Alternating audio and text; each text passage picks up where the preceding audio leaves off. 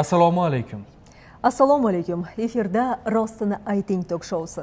O'zbekiston inson kapitalini rivojlantirishni davlat siyosatining ustuvor yo'nalishi sifatida tanlagan mamlakat.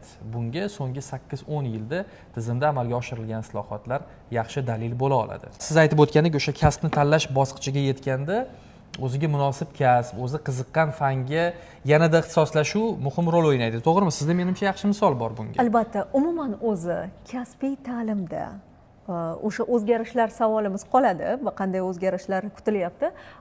Umuman kasbiy ta'limga ixtisoslashgan muassasalar soni nechta va ular qancha qoldi bugun? Prezidentimizning kasbiy ta'lim tizimini boshqaruv samaradorligini oshirish to'g'risida farmonlari qabul qilindi va uzviy davomi sifatida aynan kasbiy ta'lim tizimida islohotlarni amalga oshirish chora-tadbirlari to'g'risida prezident qarorlari qabul qilindi. Va ushbu ikkita juda muhim hujjat asosida kasbiy ta'lim tizimini yagona muvofiqlashtiruvchi sifatida kasbiy ta'lim agentligi tashkil etildi. Yurtimizda aynan kasbiy ta'lim tizimida 643 ta texnikumlar faoliyat yurityapti. Bu degani bugungi kungacha o'zi 595 ta bo'lgan bo'lsa, ayrimlari monomarkaz shaklida faoliyat yuritgan, ular ham texnikum shakliga o'tkazilyapti. Shu bilan birga umumiy olganda 643 ta demak texnikumlarimiz mavjud deb bemalol ayta olamiz va bu yerda turli kasblar, ya'ni bizni tahlillarimiz bo'yicha bugungi kunda 350 ga yaqin kasblar bo'yicha demak o'quvchi yoshlarimiz ta'lim olyapti. Texnikumlarimizni bilamiz, biz bugungi kundagi o'sha o'quv jarayonlari ham yaxshi natijaga erishayotgan yoshlarimiz, kasbni egasi bo'lib o'zini o'rnini topayotgan yoshlarimiz ko'plab topiladi. Lekin texnikumlarimiz ayrimlarida infratuzilma juda ham yomon holatda edi. Va bu tashkilotga shunaqa prezidentimiz imkoniyat yaratib berdilarki, alohida mablag' ajratdilar, jamg'arma qilib berdilar va texnikumlarimizni endi o'sha o'zida mavjud bo'lgan kasblar bo'yicha hamma yetarli sharoitlarni yaratish uchun demak infratuzilmasi o'zgartiriladi. Uni moddiy texnik bazasini yetarlicha ta'minlab beriladi. Bu ham bosqichma-bosqich bo'ladimi? Albatta. Mana shu 2026-yilning o'zida 14 ta texnikumlarimiz hududlarda ilg'or kasbiy ta'lim muassasalariga aylantirilyapti. Bu ham albatta o'sha tizimdagi bir shu jarayonga borishimizning bir bosqichi.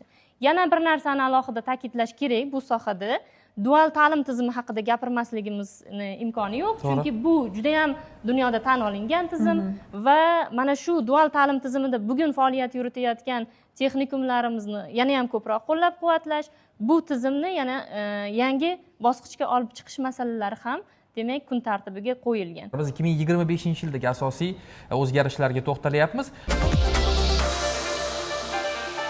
Yuqorida aytgan jihatlarni bir muhim ahamiyatli tomonlardan biri aynan kasbiy ta'lim tizimida, ya'ni texnikumlarda ham kasbni o'sha jalb qilish, ya'ni maktab bitiruvchilarini texnikumlarga jalb qilish masalasi ham demak 29% bo'ladigan bo'lsa, ayni paytda bu 50% ga ko'tarish masalasi demak prezidentimiz tomonidan vazifa sifatida qo'yildi. Negaki o'rta bo'g'in kadrlarga bo'lgan talab, ehtiyoj juda ham katta.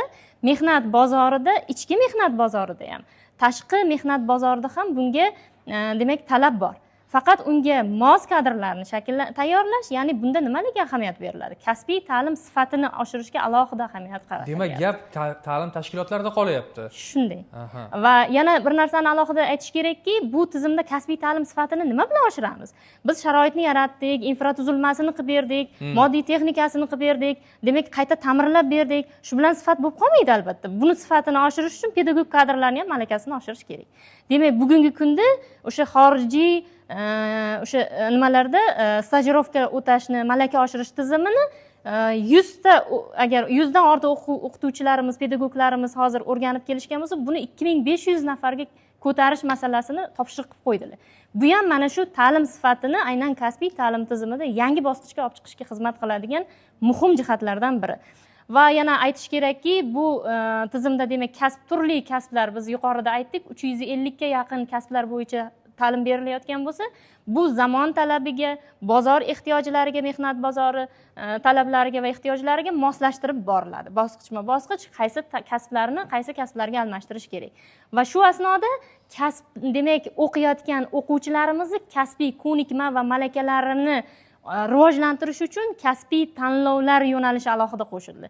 Keyin kasbiy ta'lim tizimidagi o'quvchilarimiz o'rtasida sanoqli tanlovlar bor. U ham bo'lsa umumiy, demak, sohalarga qaratilgan tanlovlar. Yil o'quvchisi bo'lishi mumkin, eng zo'r targ'ibotchi bo'lishi mumkin misol uchun, lekin aynan kasbga yo'naltirilgan tanlovlar bizda hali ommalashmagan edi. Biz aynan shu tizimda har bir o'sha kasblar bo'yicha alohida tanlovlar tashkil etish masalasini belgilab olganmiz va bu tanlovlar g'oliblari xalqaro standartlar asosida tashkil qilingandan keyin bu tanlov g'oliblari bevosita demak xalqaro darajadagi kasb tanlovlariga, chempionatlarda ishtirok etish imkoniyatini yuzaga keltiradi. Shu o'rinda aynan bir misol tariqasida aytmoqchiman, prezident sovrini uchun kasbiy mahorat milliy tanlovini tashkil etish masalasi ham demak topshiriq sifatida qo'yildi va albatta bu tizimda aynan kasbiy ta'lim tizimida o'qiyotgan o'quvchilarimizni nafaqat ularni malakali kadr bo'lishi, bozor talabiga javob berishi, balki ularni iqtidorini, iste'dodini, qobiliyatini ham